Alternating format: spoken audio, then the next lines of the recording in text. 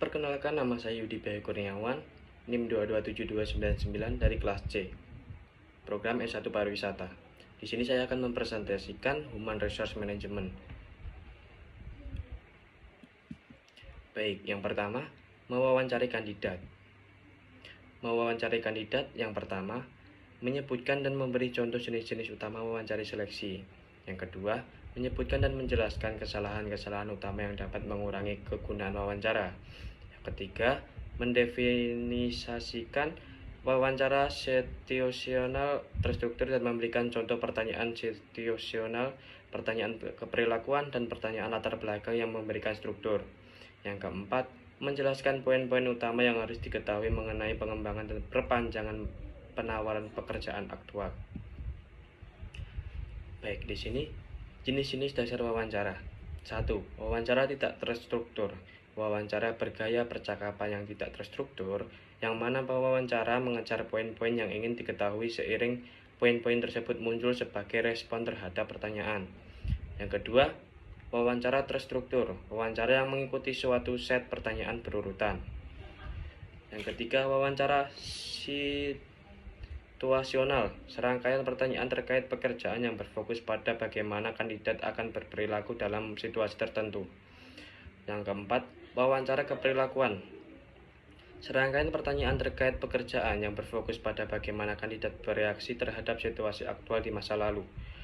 Yang kelima, wawancara terkait pekerjaan, serangkaian pertanyaan terkait pekerjaan yang berfokus pada perilaku terkait pekerjaan yang relevan di masa lalu.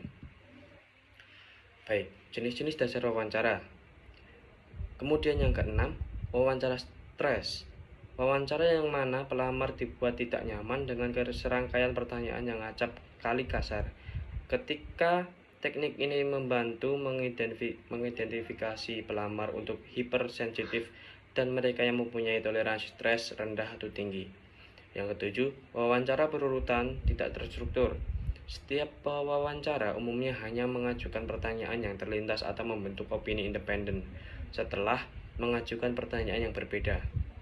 Kemudian yang ke-8, wawancara berurutan terstruktur. Wawancara yang mana pelamar diwawancarai sebagai berurutan oleh beberapa orang, masing-masing memeringkat pelamar tersebut pada sebuah formulir standar.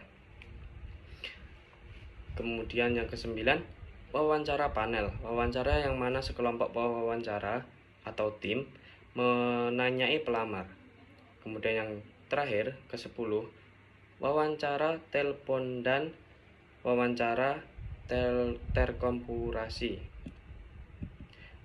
Baik, 3 hal yang membuat wawancara lebih berguna. Yang pertama, gunakan wawancara situasional terstruktur.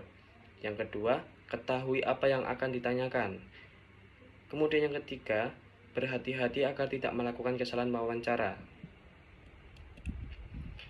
Kemudian kesalahan yang dapat mengurangi kegunaan wawancara. Yang pertama, kesalahan pertama, yaitu penilaian seketika.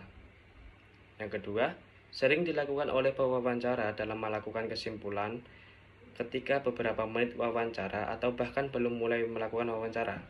Yang ketiga, tidak mengklarifikasi apa yang dibutuhkan pekerjaan. Yang keempat, pewawancara tidak mempunyai gambaran yang akurat mengenai apa yang diminta oleh pekerja dan jenis kandidat seperti apa yang paling baik untuk pekerjaan tersebut. Yang kelima, kesalahan urutan kandidat, kontras, dan tekanan untuk merekrut.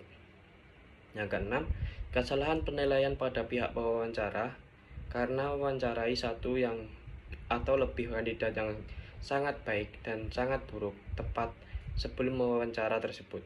Artinya, urutan-urutan Anda menemui pelamar mempengaruhi bagaimana Anda menilai mereka.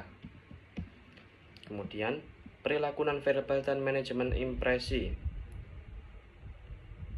Yang mempunyai arti, perilaku nonverbal pelamar seperti tersenyum, menghindari tatapan Anda, dan hal lainnya. Berdasarkan riset sangat berdampak pada penilaian untuk wawancara. Tahap kedua. Sementara manajemen impresi merupakan tindakan pelamar untuk mengambil hati untuk membujuk pewawancara untuk menyukai mereka. Misal, kandidat memuji pewawancara atau tampak setuju dengan pendapat mereka. Pengaruh karakteristik personal, daya tarik, gender, dan ras. Sayangnya, atribut fisik seringkali mempengaruhi penilaian dalam wawancara seperti menghubungkan penampilan menarik akan lebih menguntungkan dan kehidupan yang lebih sukses.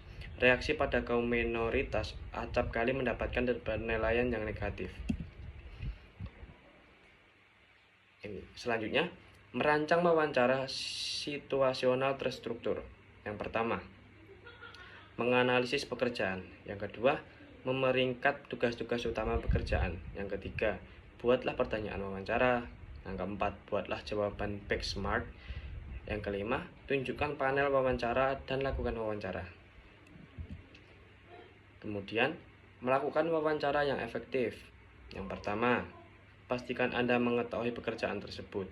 Yang kedua, buatlah pertanyaan struktur wawancara tersebut. Yang ketiga, buatlah terorganisasi. Yang keempat, bangun hubungan. Yang kelima, ajukan pertanyaan. Yang keenam, buatlah catatan singkat tidak menarik perhatian selama wawancara.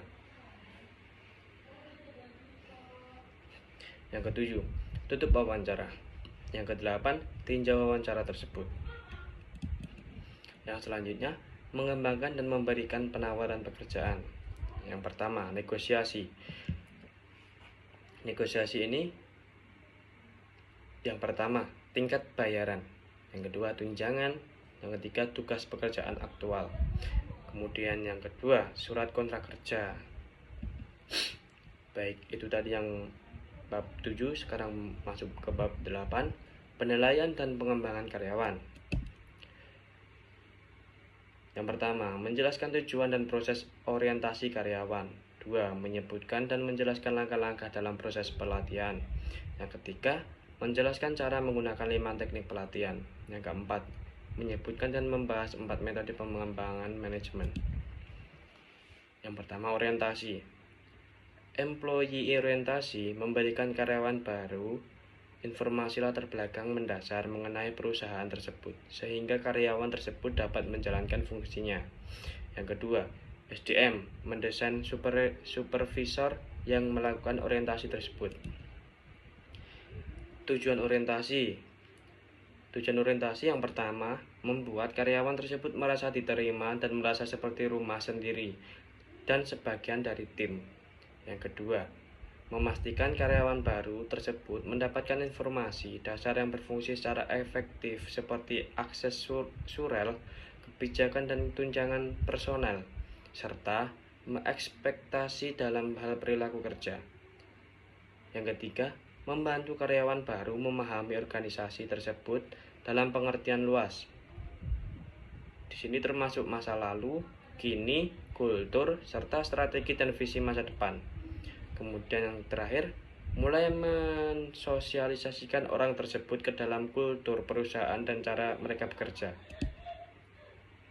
Baik, proses orientasi. Yang pertama, SDM menjelaskan perkara mendasar seperti jam kerja dan tunjangan. Yang kedua, SPV atau Manager Depth menjelaskan seperti Department Information, memperkenalkan teamworknya, mengabarkan dengan tempat kerja, uniform, job desk, safety, informasi, dan fasilitas information. Pelatihan. Yang pertama merupakan proses untuk mengerjakan kepada karyawan baru atau sekarang tentang keterampilan dasar yang mereka butuhkan untuk melakukan pekerjaan mereka. Yang kedua, menyejajarkan strategi dan pelatihan 285. Selanjutnya, pelatihan dan kinerja. Proses pelatihan. 5 langkah ADI. Yang pertama, analisis kebutuhan pelatihan. Kemudian, desain program pelatihan keseluruhan. Selanjutnya, kembangkan mata pembelajaran. Selanjutnya, implementasikan pelatihan. Yang terakhir, evaluasi efektivitas pantau pelajaran tersebut. Kemudian di sini analisis kebutuhan pelatihan. Yang pertama, analisis kebutuhan pelatihan strategis, yaitu mengidentifikasi pelatihan yang dibutuhkan karyawan untuk mengisi pekerjaan baru dinas di masa depan. Kemudian, analisis tugas, mengidentifikasi keterampilan spesifikasi yang dibutuhkan dengan tujuan karyawan baru tersebut memiliki keterampilan dan pengetahuan baru yang mereka butuhkan untuk melakukan pekerjaan tersebut. Kemudian, analisis kinerja, memverifikasi jika terdapat defisiensi kinerja dan menentukan apakah defisiensi tersebut harus dikoreksi melalui pelatihan atau cara lainnya untuk mentransfer karyawan tersebut. Kemudian, mendesain pelatihan. Di sini, merencanakan keseluruhan program pelatihan termasuk tujuan pelatihan, metode penyampaian, dan evaluasi program. Pengembangan mata pembelajaran. Materi dapat berupa studi kasus aktual, pelengkapan dan materi pelatihan meliputi buku kerja, PowerPoint, berbasis situasi dan komputer, dan lain-lain. Kemudian, mengimplementasikan program pelatihan. Pelatihan on the job. Yang kedua, pelatihan magang. Yang ketiga, pembelajaran informal. Yang keempat, pelatihan instruksi pekerjaan. Yang kelima, kuliah. Yang keenam, pembelajaran transprogram. Pelatihan berbasis audiovisual. Yang ke-8, komputer basic training. Yang ke-9, teknik pelatihan seumur hidup. Yang ke-10, virtual classroom. Yang ke-11, pembelajaran WEB.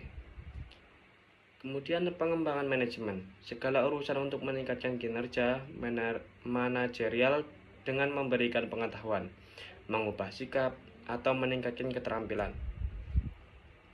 Proses pengembangan manajemen. Yang pertama, menilai kebutuhan strategis perusahaan. Yang kedua, menilai kinerja dan keterampilan manajer yang ada. Kemudian yang ketiga, mengembangkan manajer tersebut. Metode pengembangan manajemen. Yang pertama, rotasi pekerjaan. Rotasi pekerjaan yaitu memindahkan manajer dari departemen satu ke departemen lainnya untuk memperluas pemahaman. Yang kedua, pembelajaran tindakan. Memberikan waktu secara bebas kepada manajer untuk bekerja menganalisis dan memecahkan permasalahan departemen lainnya. Yang ketiga, metode studi kasus. Yang keempat, permainan manajemen. Cukup sekian presentasi dari saya. Apabila banyak kurangnya, saya mohon maaf sebesar-besarnya. Assalamualaikum warahmatullahi wabarakatuh.